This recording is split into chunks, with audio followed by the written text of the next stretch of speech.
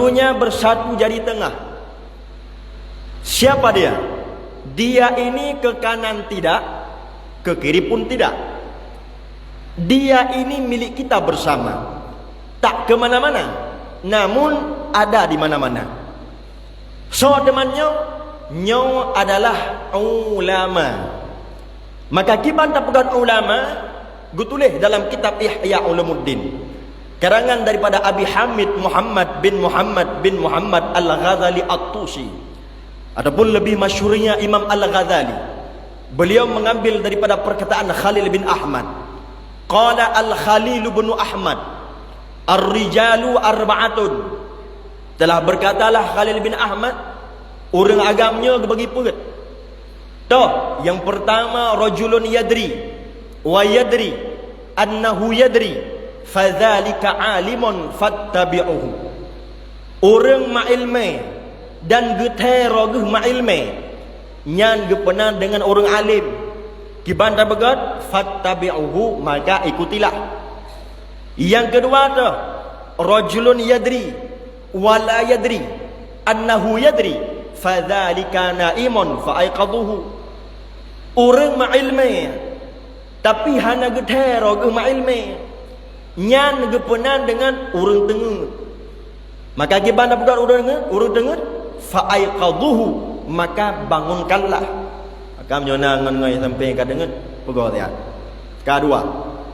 Sedangkan yang kelima itu rajulun la yadri wa yadri annahu la yadri fadzalika mustarsyidun fa arsyaduhu.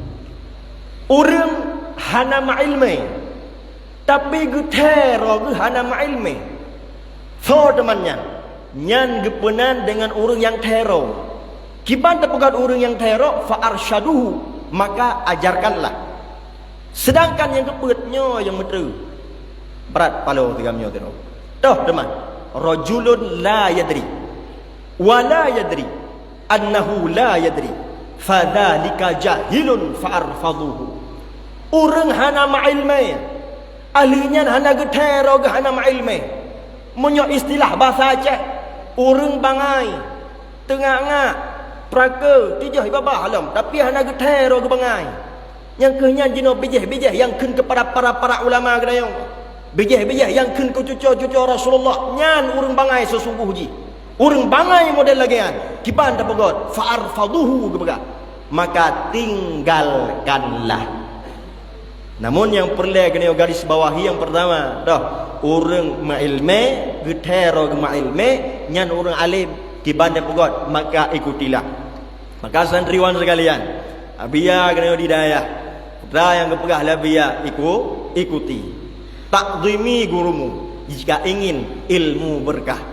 Karena kepegah ini munyo kena merumpok ridha gure, pada akhirnya gedanyo akan berkat ilmu. Merumpok ridha Allah, pada akhirnya kita akan mendapatkan syurga. Merumpok ridha urungsi, pada akhirnya engkau akan bahagia dunia dan akhirat.